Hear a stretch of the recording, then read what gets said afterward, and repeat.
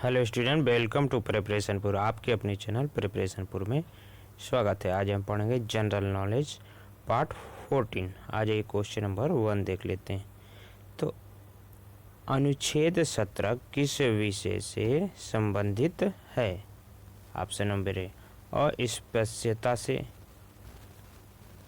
Option number B सती प्रथा के उन्मूलन से, ऑप्शन नंबर सी उपाधियों के उन्मूलन से, या ऑप्शन नंबर डी दास प्रथा के उन्मूलन से। तो इसका करेक्ट आंसर होगा ऑप्शन नंबर ए अस्पृश्यता के उन्मूलन से। इससे रिलेटेड जितनी भी जानकारी है उनको भी देख लेते हैं। तो भारतीय संविधान के अनुच्छेद 17 द्वारा अस्पृश्यता का अंत किया जाता है और इसका किसी भी रूप में आचरण निषिद्ध किया जाता है। इस अनुच्छेद के अनुसार अस्पृश्यता से उपजी किसी भी नियोग्यता को लागू करना अपराध होगा जो विधि के अनुसार दंडनीय होगा। इससे रिलेटिव इतनी जानकारी दोस्तों आइए देखते हैं। क्वेश्चन नंबर 2, संविधान का कौन सा अनुच्छेद भेदभाव पर रोक लगाता है?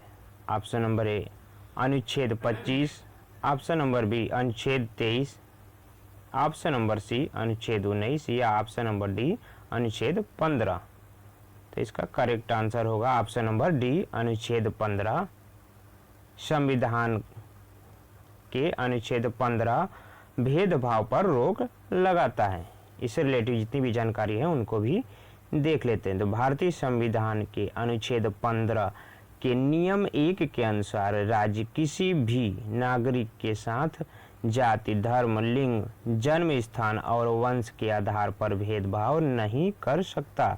वहीं अनुच्छेद 15(2) के अनुसार किसी भी भारतीय नागरिक को जाति, धर्म, लिंग, जन्म स्थान और वंश के आधार पर दुकान, होटलों, सार्वजनिक स्थानों में जाने से नहीं रोका जा सकता। इससे रिलेटेड इतनी जानकारी दोस्तों आगे देख लेते हैं।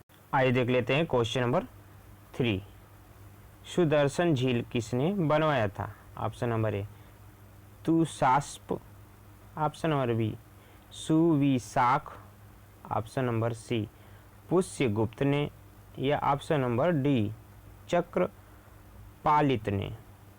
तो इसका करेक्ट आंसर होगा सी पुष्यगुप्त ने सुदर्शन झील बनवाया था।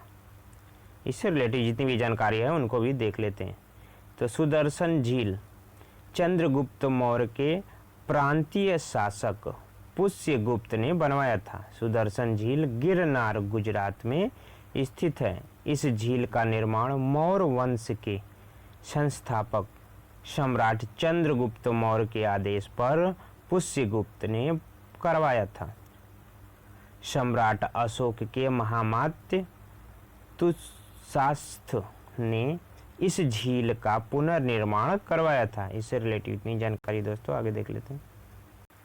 आइए देख लेते हैं क्वेश्चन नंबर 4, हर्षचरित के रचयिता कौन हैं? Option number A Kamban, option number B Jinasena, option number C Banabhatta, या ऑप्शन नंबर डी दंडी। तो इसका करेक्ट आंसर होगा option number C Banabhatta Harshacharita के रचयिता हैं। इससे रिलेटेड जितनी भी जानकारी है उनको भी देख लेते हैं। तो हर्षचरित कन्नौज के भारतीय सम्राट हर्षवर्धन की जीवनी है जो उनके दरबारी कवि बाणभट्ट द्वारा संस्कृत में रचित है। इस तरह हर्षचरित संस्कृत के बाणभट्ट द्वारा रचित एक ग्रंथ है। कादंबरी बाणभट्ट की अन्य रचना है। हर्षचरित ऐतिहासिक कथानक से संबंधित संस्कृत भाषा का सर्वाधिक प्रचलित ग्रंथ है। इससे रिलेटेड इतनी जानकारी दोस्तों आगे देख लेते हैं। आइए देख लेते हैं क्वेश्चन नंबर 5, विश्व के पहले त्रियामी 3D मुद्रित हृदय की रचना किसने की? Option number A Israel, option number B Kenya, option number C Ethiopia, या ऑप्शन नंबर डी क्रोएशिया। तो इसका करेक्ट आंसर होगा ऑप्शन नंबर ए इजराइल ने विश्व के पहले त्रियामी 3D मुद्रित हृदय की रचना की। इससे रिलेटेड जितनी भी जानकारी है उनको भी देख लेते हैं। तो अप्रैल 2019 में इजराइल के वैज्ञानिकों ने मानव ऊतक का प्रयोग करके विश्व के पहले त्रियामी 3D मुद्रित हृदय की रचना की थी। इजराइली अनुसंधानकर्ताओं ने 3D प्रिंटिंग तकनीक की सहायता से कोशिकाओं और धमनियों वाले हृदय का निर्माण किया।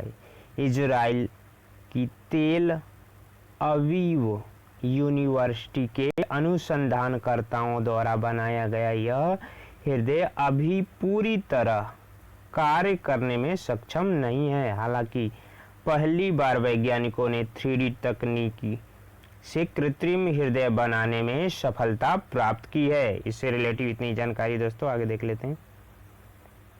आज क्वेश्चन नंबर 6 देख लेते हैं।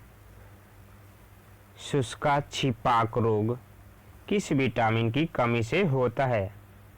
Option number A vitamin A, option number B vitamin K, option number C vitamin D, option number D vitamin C.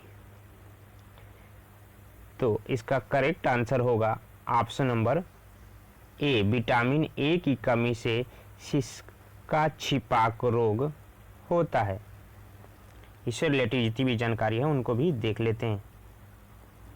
तो शुष्का छिपाक रोग आँख की बीमारी है जो विटामिन ए की कमी के कारण होती है। शुष्का छिपाक में कार्निया को अधिक नुकसान पहुंचता है। इस बीमारी से ग्रसित व्यक्तियों की आंखों में सफ़ेद धब्बे दिखाई देने लगते हैं। इससे रिलेटेड इतनी जानकारी दोस्तों आगे देख लेते हैं। आइए क्वेश्चन नंबर 7 देख लेते हैं। मगध की राजधानी को कहाँ स्थानांतरित किया गया था? Option number A Mathura, option number B Pataliputra, या ऑप्शन नंबर सी वाराणसी, या ऑप्शन नंबर डी पानीपत। इसका करेक्ट आंसर होगा option number B Pataliputra. Magadha की राजधानी को पाटलिपुत्र स्थानांतरित किया गया था। इससे रिलेटेड जितनी भी जानकारी है उनको भी देख लेते हैं।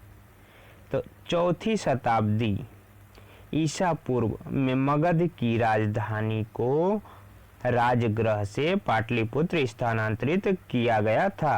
मगध साम्राज्य ने भारत में 684 ईसा पूर्व से 320 ईसा पूर्व तक शासन किया।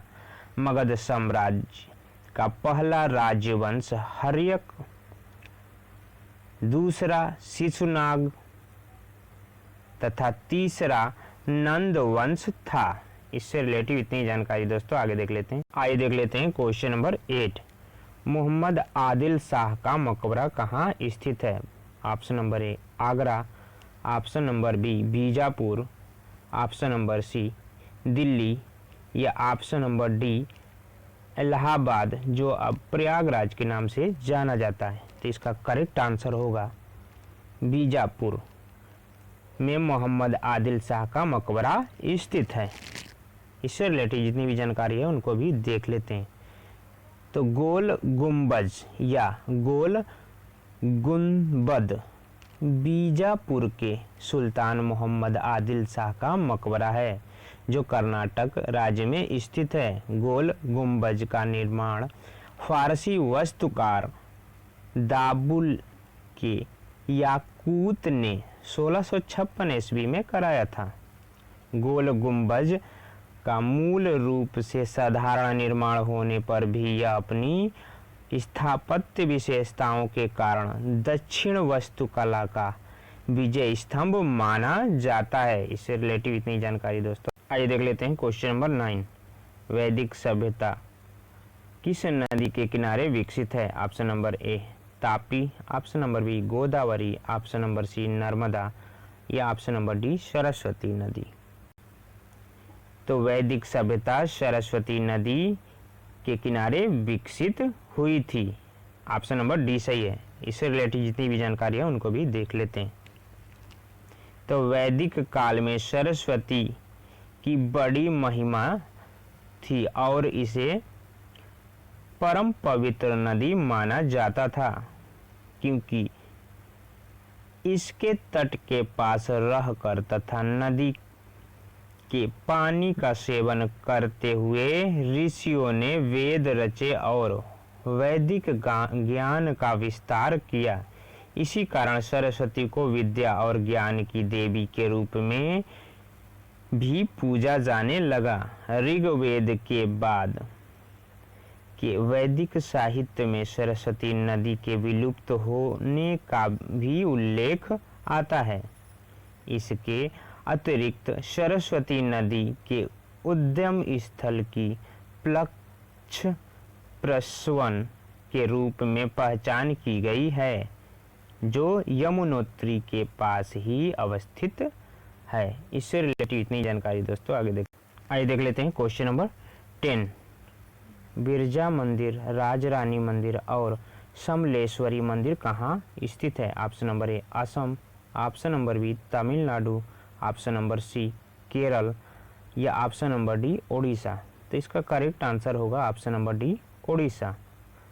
बिरजा मंदिर, राजरानी मंदिर और समलेश्वरी मंदिर उड़ीसा में स्थित है। इससे रिलेटेड जितनी भी जानकारी है उनको भी देख लेते हैं।